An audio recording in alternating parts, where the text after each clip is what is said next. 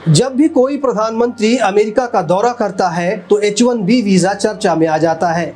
आखिर H1B visa क्या है, ये कैसे बनता है और कैसे हजारों युवा इसके सपने देखते हैं, आइए बात करते हैं आज H1B वीज़ा की। दरअसल H1B वीज़ा अमेरिका जाने का एक गैर इमिग्रेंट यानी नॉन इमिग्रेंट वीज़ा है, जो अमेरिकी कंपनियों को विदेशी कर्मचारियों को अस्थायी रूप से अमेरिका में नियुक्त करने का परमिशन देता है। यानी अगर कोई अमेरिकी कंपनी भारत से कर्मचारी हायर करना चाहती है तो उस कर्मचारी को H1B वीज़ा की ज़रूरत पड़ेगी, जिसके ज़रिए भारत का युवा उस कंपनी में नौकरी कर सकता है। H1B वीज़ा आज के समय में हायर एजुकेशन पूरी करने वाले हर छात्र का सपना होता है, खासकर IT के छात्रों के लिए। अमेरिका में रहने की लग्जरी, डॉलर में कमाई, मोटी सैलरी, बड़ा पैकेज, अमेरिका की मिनिमम सैलरी भी इंडियन करेंसी में बहुत बड़ी रकम हो जाती है। शायद इसीलिए ज़्यादातर छात्रों का सपना होता है कि उन्हें H1B वीज़ा पर अमेरिका में जॉब मिल जाए। लेकिन H1B वीज़ा पाना इतना आसान नहीं होता। इसके लिए टैलेंट के साथ ही कई और भी शर्तें पूरी करनी होती है। H1B वीज़ा पाने के लिए सबसे पहले आपको एक ऐसी कंपनी चाहिए जो आपको अमेरिका में नौकरी देने के लिए एग्री हो, या फिर आप इंटरव्यू के बाद उस कंपनी के लिए सिलेक्ट हो गए हैं। सीधी भाषा में कहें तो आपको अमेरिका की किसी कंपनी से जॉब ऑफर मिल गया है, जो कंपनी आपको हायर करने के लिए तैयार है। अब आपको अमेरिका जाने और वहां जॉब करने के लिए H1B वीज़ा की ज़रूरत पड़ेगी।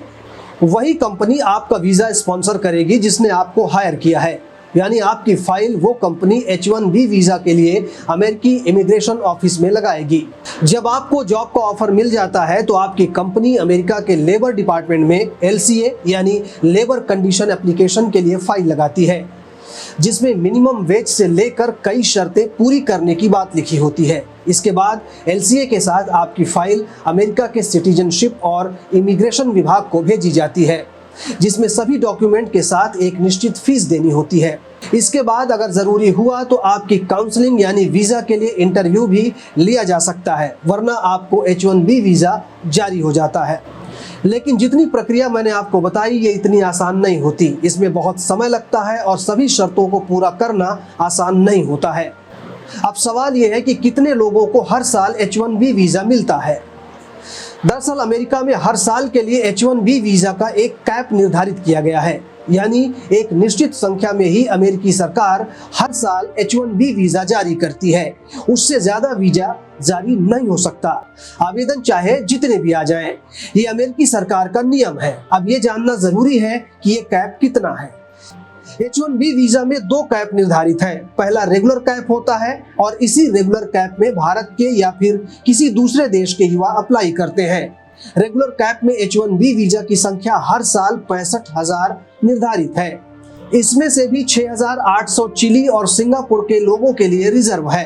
बाकी जो बचता है यानी 58,200 H1B वीज़ा हर साल जारी किया जाता है। और ये ध्यान रहे कि ये केवल भारत के युवाओं के लिए नहीं, बल्कि दुनिया के बाकी सभी देशों से आने वाले स्किल्ड वर्कर के लिए है। दूसरा कैप 20,000 वीज़ा का है, लेकिन ये उन छात्रों के लिए है जिन्होंने अमेरिका के मास्टर डिग्री प्रोग्राम के तहत वहां के किसी कॉलेज से ग्रेजुएशन या हायर एजुकेशन डिग्री हासिल की है। ये वीज़ा संख्या हर साल समाप्त हो जाती है। ये एक तरह से रेगुलर कैप से अलग एक एग्जेम्पशन यानी अतिरिक्त राहत की तरह दिया जाता है। इसमें दूसरे युवा या स्किल्ड वर्कर अप्लाई नहीं कर सकते हैं। भारत से बहुत बड़ी संख्या में युवा, खासकर IT फील्ड के छात्र H1B वीज़ा के लिए आवेदन करते हैं, लेकिन हर किसी को मिलना संभव नहीं हो पाता। उम्मीद है कि ये टॉपिक आपको समझ में आ गया होगा। अगर कोई भी कमी हो तो कमेंट बॉक्स में कमेंट करके हमें ज़रूर बताएं।